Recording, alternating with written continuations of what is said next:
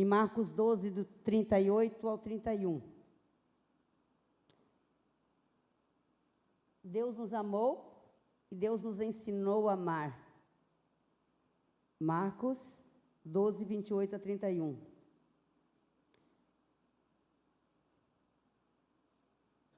Um dos mestres da lei aproximou-se e ouviu-os discutindo. Percebendo que Jesus lhes dera uma boa resposta, perguntou-lhe: qual é o mandamento mais importante de todos? Jesus respondeu: o mais importante é esse: ouça, Israel, o Senhor, o nosso Deus, é o único Senhor. Ame ao Senhor, o seu Deus, com todo o seu coração, com toda a sua alma, e com todo o seu entendimento, e com todas as suas forças. E o segundo é esse: ame ao seu próximo como a você mesmo. Não existe mandamento maior do que esses. Para começar, vamos deixar bem claro: quando alguém manda, está mandado. Mandamento é o Todo-Poderoso Deus nos mandando. Quando o chefe manda, quando a mãe manda, quando o pai manda, ele mandou.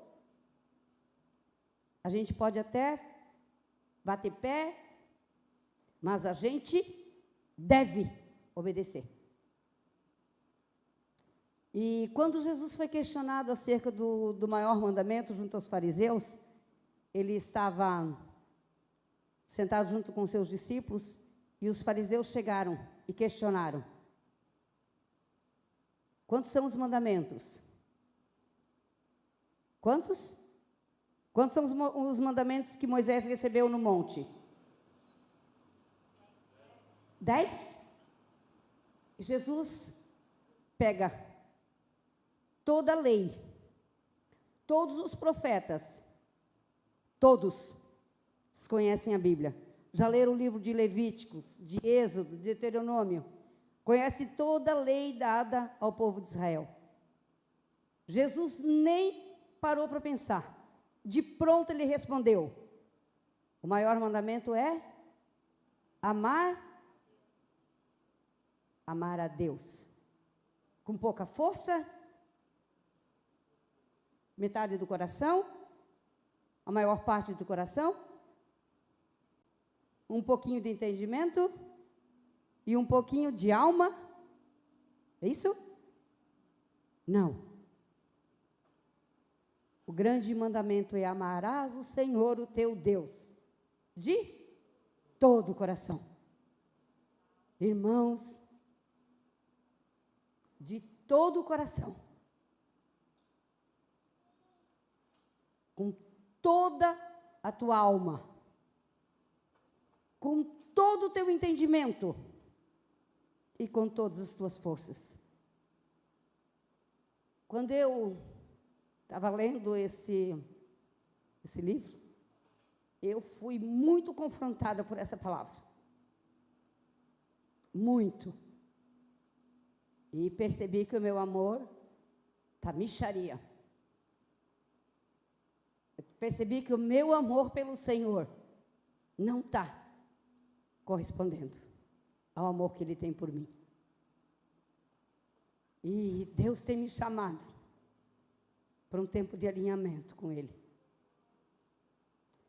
Porque se o mandamento é amar com amor total, não amá-lo, ou amá-lo imparcialmente, ou amá-lo mais ou menos, é pecado?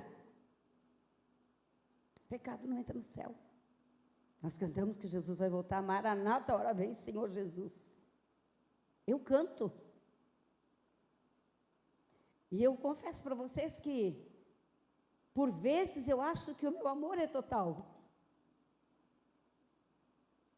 Por vezes eu acho que eu estou apresentando a Deus, que eu estou dando a Deus o meu melhor. Mas meditando na palavra do Senhor, com a ajuda do Espírito Santo, que sozinho eu não dou conta, o Senhor me levou a pensar. E eu quero que você abra o teu coração também, para que o Senhor possa falar contigo nessa noite. E entender que o teu amor precisa melhorar. Que o meu amor precisa melhorar. Afinal de contas, ele merece só isso. É só isso que a gente tem para entregar para o Senhor? Ou o nosso amor pode crescer?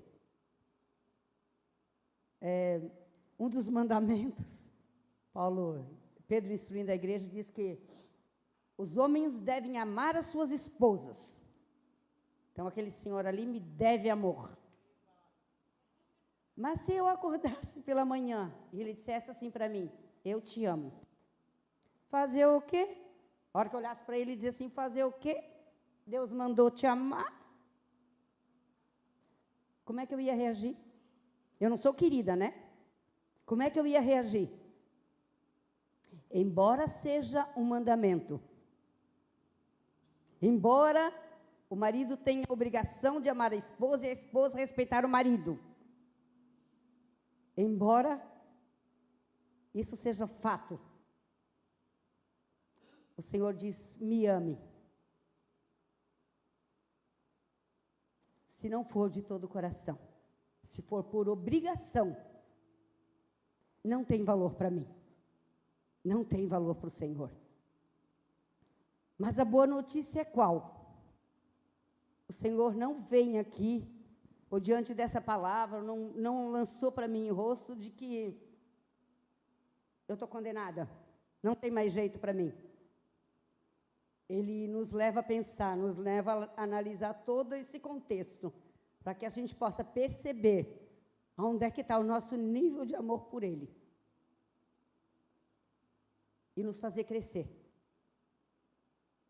Porque a gente tem ouvido os pregadores, coaches, os queridos por aí que não confrontam, dizendo que o que importa é estar na casa do Senhor.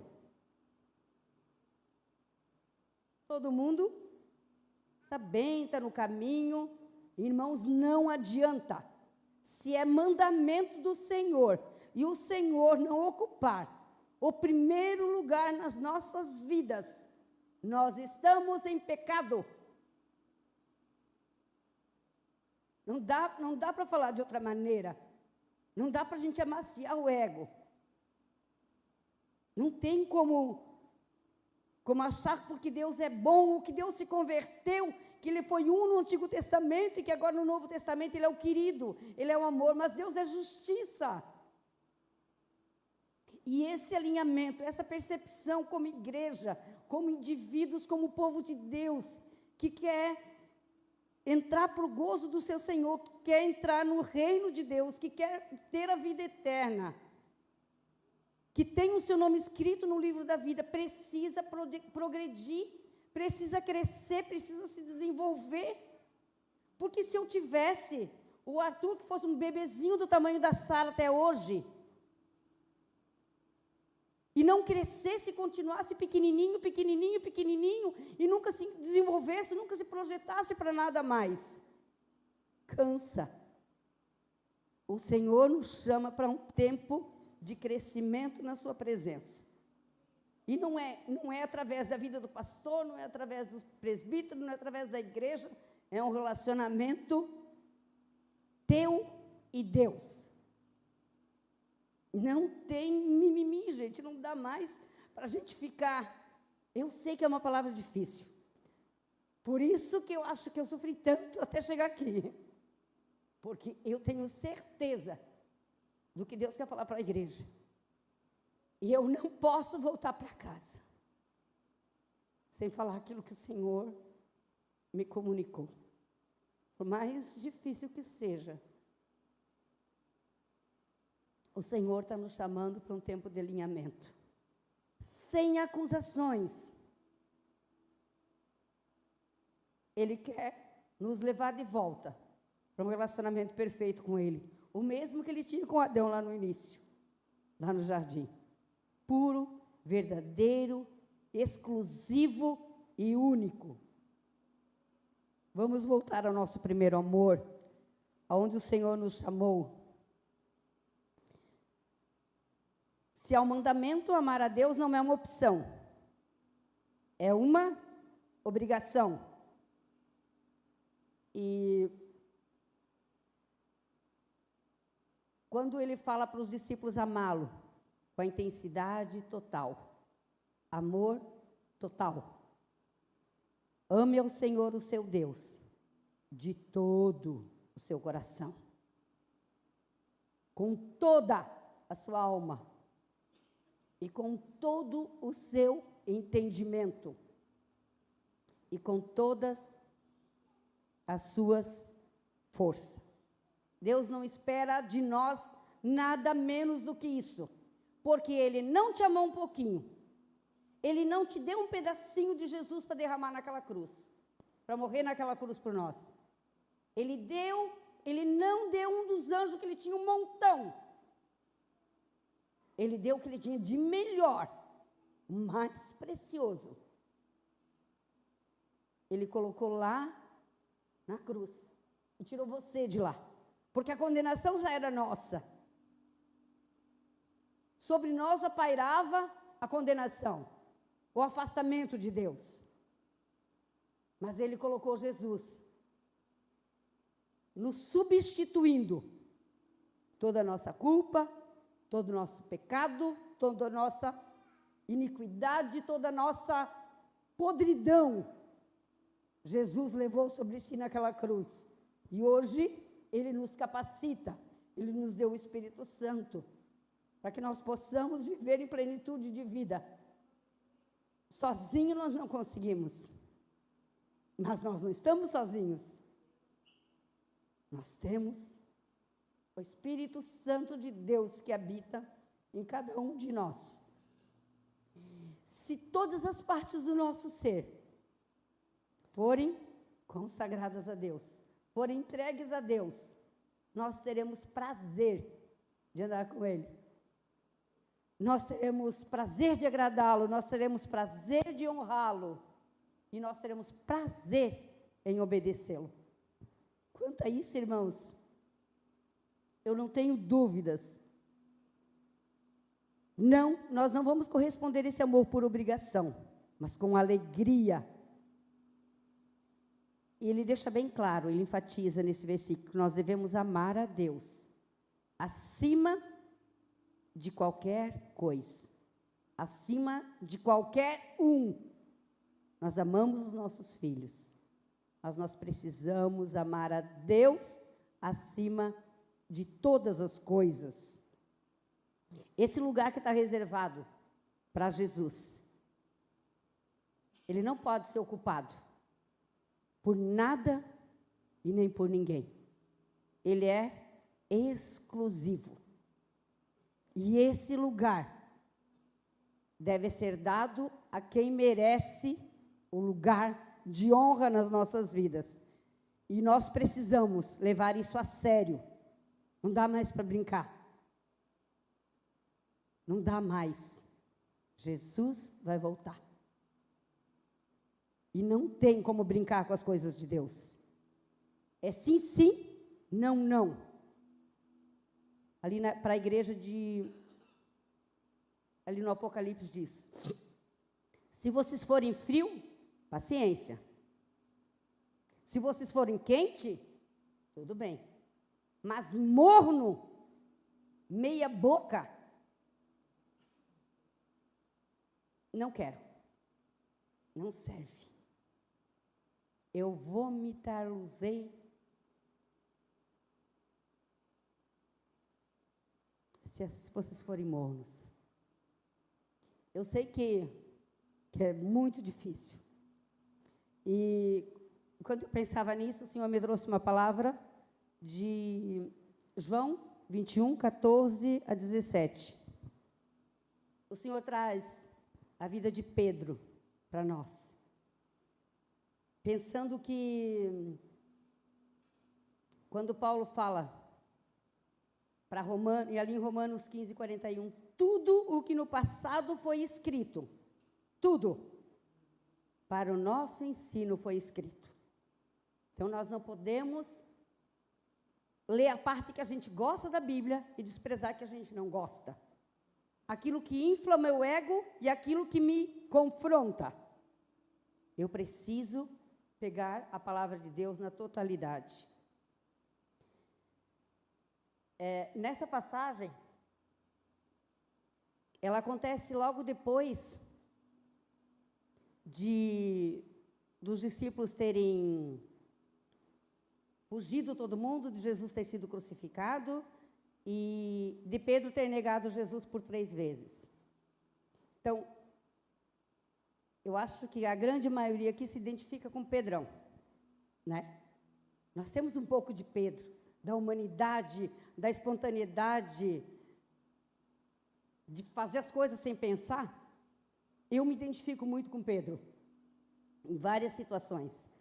E né, eu gosto do título dessa mensagem, que ele diz assim, ó, Jesus restaura Pedro. Essa foi a 3ª vez que Jesus apareceu aos seus discípulos, depois que ressuscitou dos mortos. Depois de comerem, Jesus perguntou a Simão Pedro, Simão, filho de João, você me ama mais do que estes? E ele disse, sim, Senhor, tu sabes que eu te amo. Disse Jesus, cuida dos meus cordeiros. Novamente Jesus disse, Simão, filho de João, você me ama? E ele respondeu, sim, Senhor, tu sabes que eu te amo. Disse Jesus, pastoreie as minhas ovelhas.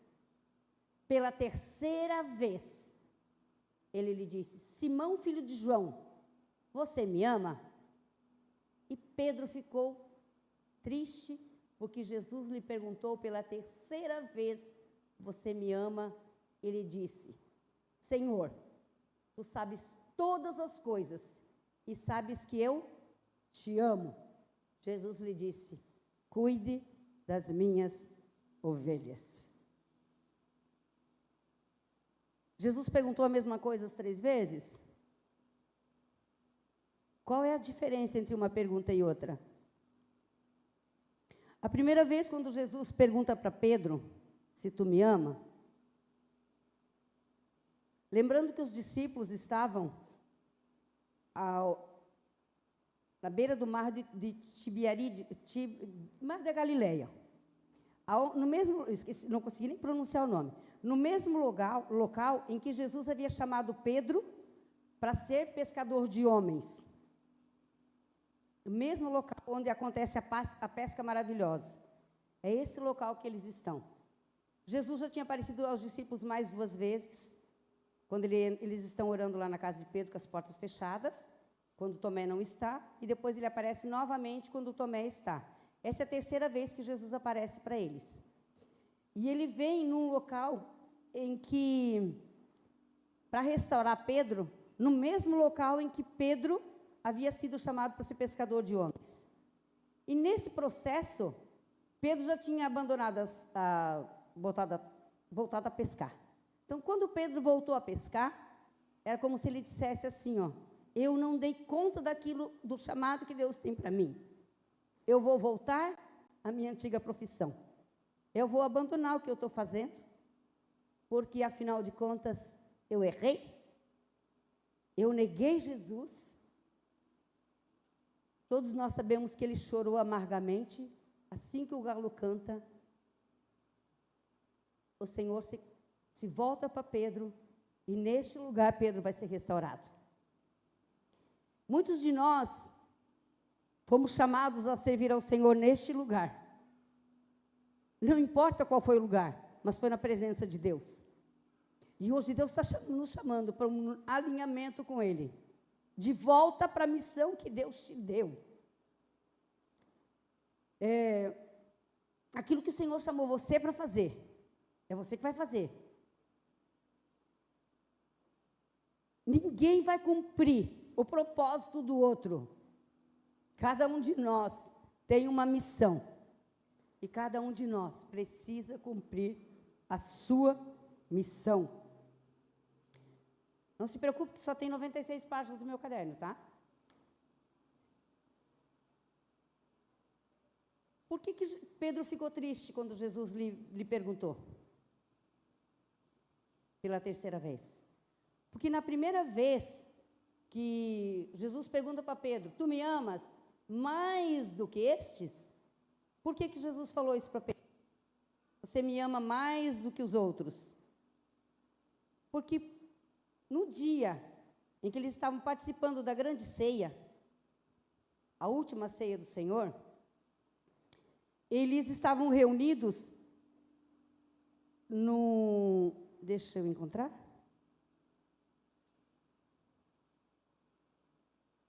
Marcos 14, 27. Eles estavam reunidos e Jesus prediz que algum deles iria lhe trair. E Jesus vem e diz assim, um de vocês irá me trair. E Pedro tem certeza que não será ele. Tanto que em uma das versões diz para ele assim, ó, João está reclinado sobre o ombro de Jesus, ele diz assim, ó, pergunta quem é, porque por mim e por ti eu boto a mão no fogo. Pergunta quem dos outros 10 é, eu não sou. Eu amo o Senhor. Aí ele diz assim, ó, ainda que o Senhor venha a ser um tropeço para todos, não será para mim. Mas Jesus lhe disse, em verdade lhe digo que hoje, nesta noite, antes que o galo cante 2 vezes, você me negará 3. Mas Pedro insistiu com veemência, ainda que me seja necessário morrer com o Senhor, de modo algum te negarei. E todos disseram a mesma coisa. Quantas vezes a gente tem dito, ou se comparado com o outro, de quanto a gente ama o Senhor? Tu me ama mais do que esses? Tu tens esse amor ágape, esse amor sacrificial por mim? Tu se entregaria por mim? Aí ele diz, tu sabes que eu te amo. Aí Jesus, quando alguém pergunta se a gente está bem, a pessoa vem e pergunta uma vez para você, tudo bem? Aí tu diz, tudo bem. Aí a pessoa dá mais 2, 5 minutinhos, ela pergunta, está tudo bem? Aí tu já diz, mais ou menos. Aí quando a pessoa diz assim, mas está tudo bem? Aí tu abre teu coração. Eu entendo que é mais ou menos assim que acontece com Pedro nesse instante. Aí a segunda vez, embora pareça que é a mesma pergunta, pela segunda vez ele pergunta, tu me amas com esse amor ágape?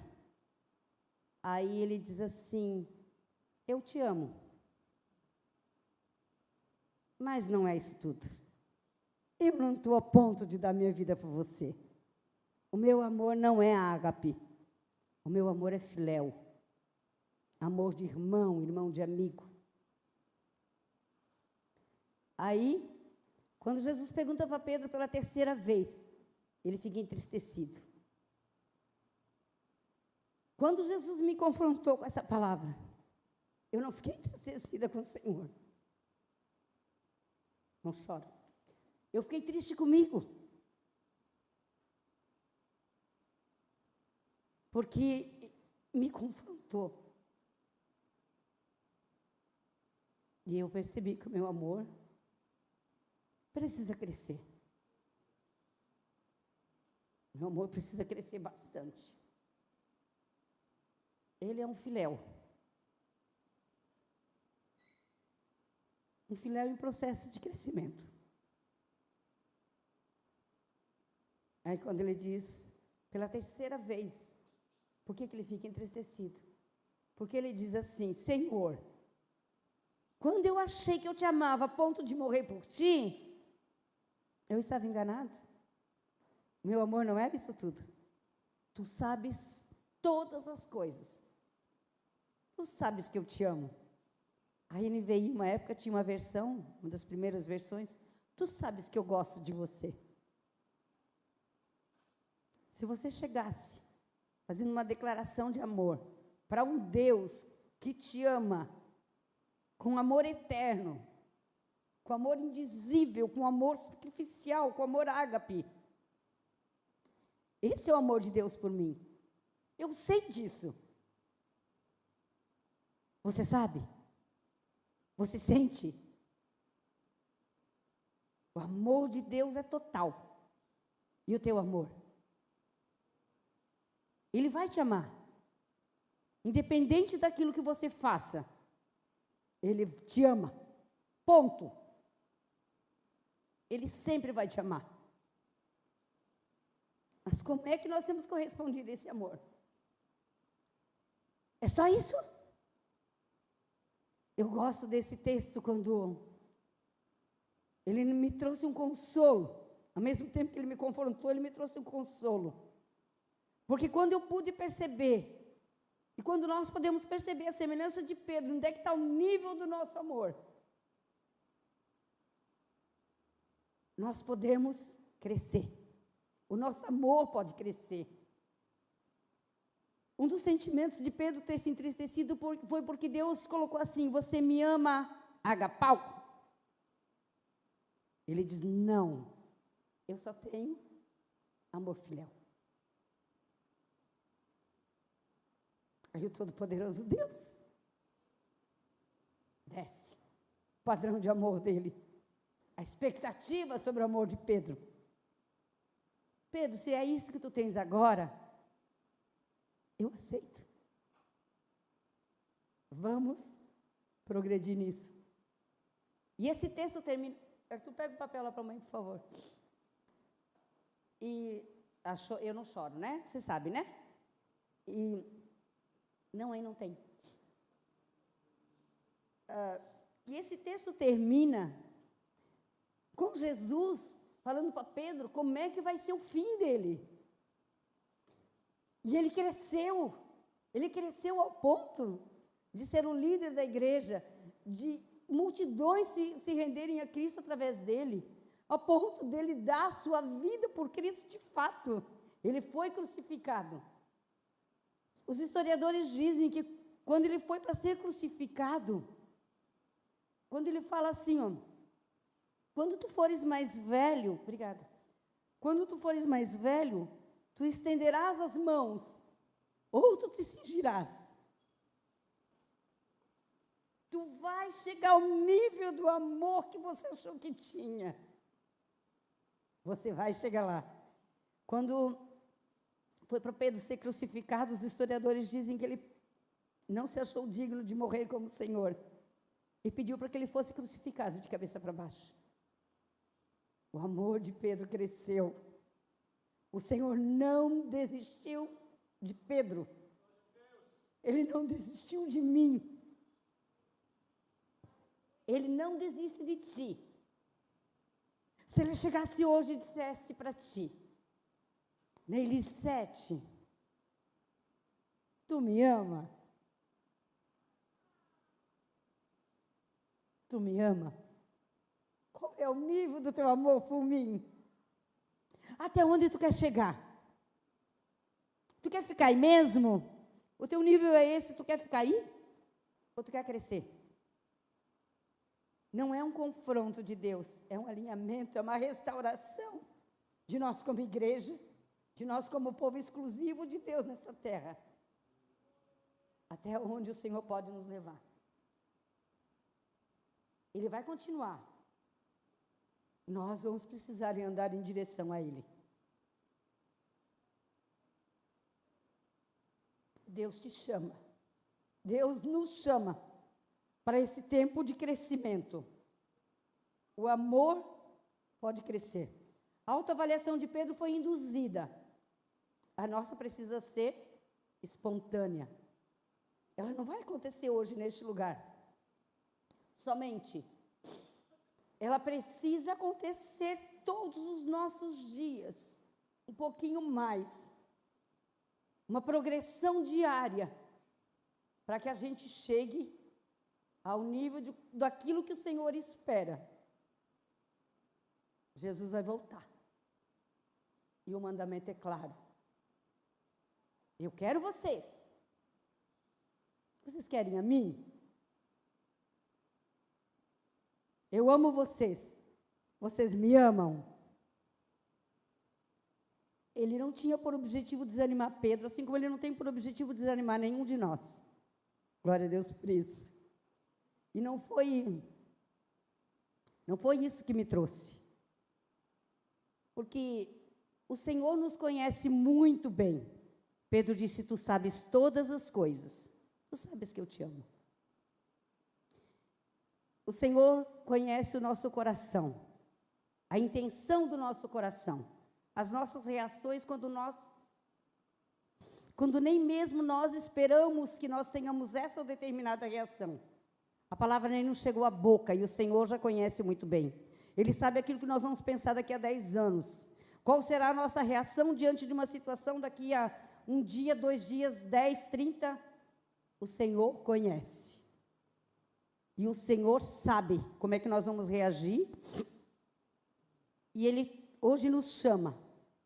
Ele quer nos inspirar a crer que Ele tem um potencial maior do que aquele que eu e você chegamos. Ele quer nos inspirar a crer, confiar e progredir neste amor por Ele. Mesmo quando, a semelhança de Pedro, a gente falhe em demonstrar o nosso amor por Ele, o Senhor continua nos amando. O amor, como bom batista, terceiro ponto, o amor não é um sentimento, o amor é uma ação. Após cada uma das respostas de Pedro, o Senhor fez uma orientação, deu uma atribuição a ele. A primeira vez ele disse, cuide dos meus cordeiros. A segunda, pastoreie as minhas ovelhas. E a terceira vez, cuide das minhas ovelhas. Porque quem ama, trabalha. É como se Jesus afirmasse, você precisa ir além da declaração verbal. Você precisa ir além da sua declaração verbal. Demonstre na prática se você me ama, amando aqueles que eu amo. Nesse livro de todo o coração tem uma citação do Mateus Henry, que diz assim, ó, quem ama, age em conformidade, manifestando o amor com ações de louvor, de gratidão, de serviço e muito mais. Eu acho que eu não me expressei bem. Quem ama, age em conformidade, manifestando o amor com ações de louvor, de gratidão, de serviço e muito mais. Expressões de amor ao Senhor não são liberadas exclusivamente em canções de adoração, mas também e principalmente por meio de trabalho. Sim, aquilo que você faz declara o seu amor. O serviço não substitui relacionamento, mas é sim uma maneira de demonstrar amor. E vale mais do que recitar, cantar, tagarelar e discursar bonito. O amor faz. O amor é o que o amor faz.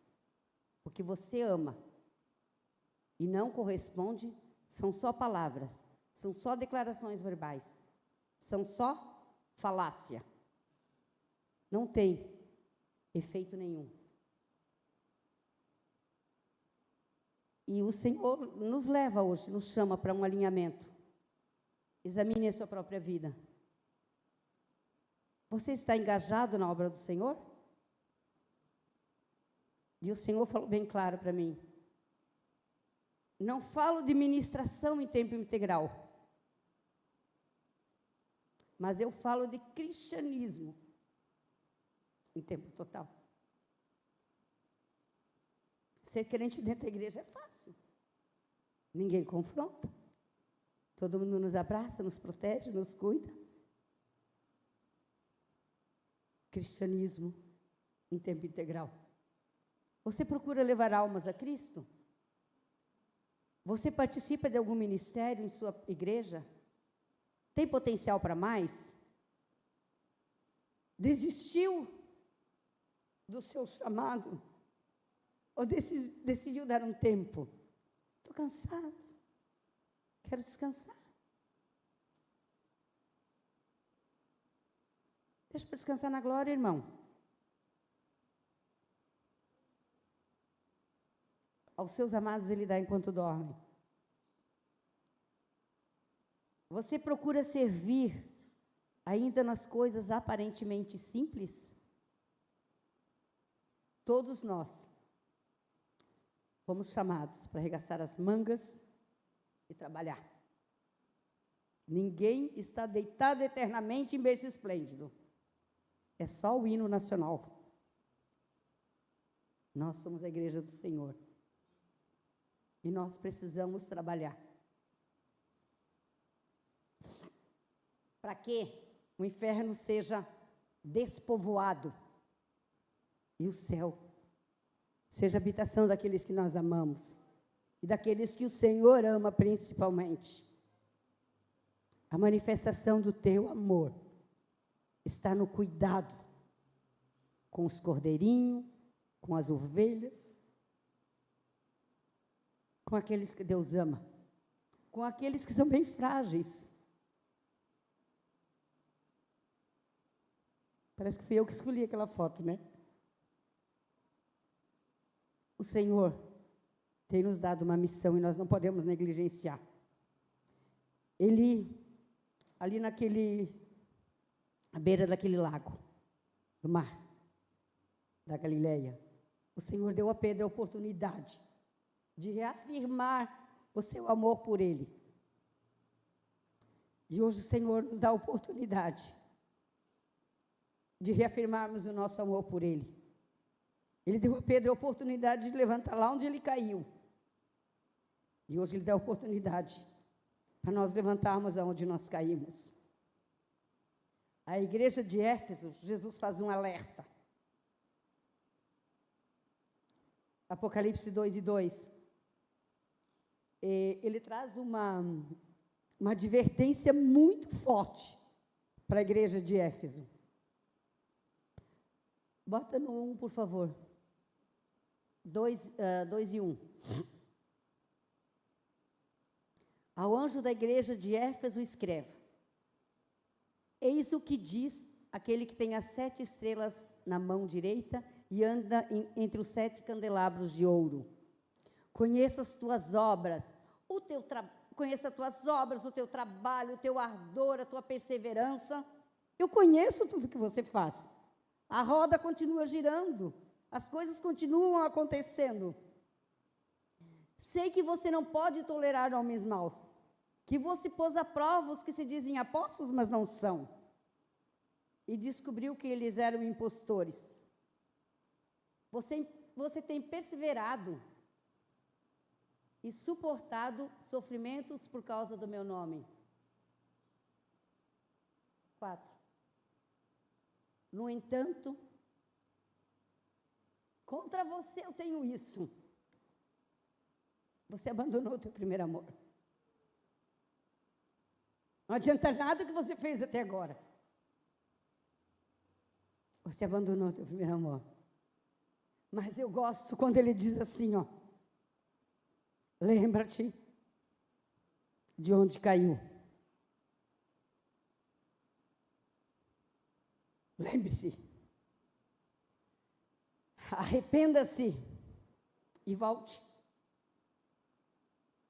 Lembre-se. Não sou eu que vou te lembrar. O Espírito Santo, se esse for o desejo do teu coração, ele vai te fazer lembrar. Eu não estou depreciando você. Não estou desmerecendo o que vocês têm feito.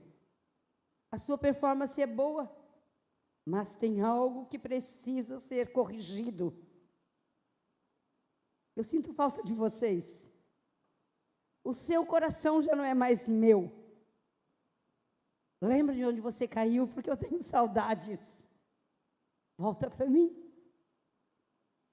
Não de corpo presente. Me dá todo o seu coração. Me dá toda a tua alma. Me dá todo o teu entendimento e todas as tuas forças. Eu quero de vocês amor total. Não vou trazer juízo sobre a vida de vocês, mas eu chamo vocês, como igreja, como indivíduos, como povo de Deus. Lembre-se, arrependa-se e volte. O filho pródigo um dia saiu, foi para longe, fez o que quis, mas um dia ele, caindo em si, quer dizer que um dia ele estava fora de si, lá na maior humilhação para um judeu. Ele estava cuidando dos porcos. Ele se arrependeu. E ele voltou. Ele tomou uma decisão. Não adiantava ele ter se arrependido e ficado lá. Ele se arrependeu. Ele voltou. Como é que foi a recepção dele?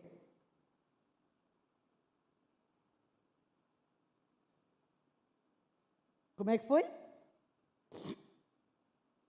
Como que foi? Lembre-se, arrependa-se e volte. Quando ele voltou para um Deus, para um Pai, de perdão completo. Um Deus que perdoa e esquece. O perdão de Deus sobre nós é completo.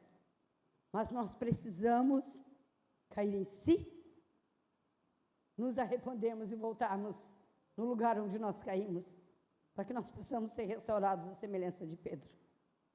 Convido vocês para ficarem em pé.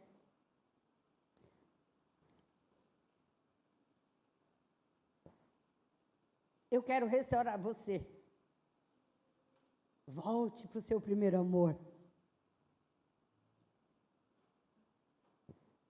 Feche os teus olhos. Faça uma breve oração. Ela vai se completar ao longo da semana, ao longo dos teus dias, até o dia em que Cristo voltar. O nosso amor precisa crescer. O nosso amor precisa progredir, precisa aumentar, precisa ser desenvolvido. Nós estamos na fila do aperfeiçoamento. O Espírito Santo de Deus é o nosso ajudador. Coloque a sua vida agora diante de Deus e leve isso para a tua vida. Não é para essa semana, não é para esse mês. Leve para a tua vida até o dia em que Cristo voltar. Todas as vezes que você ou eu erramos, a perdão, a restauração de Deus para nós. Amém?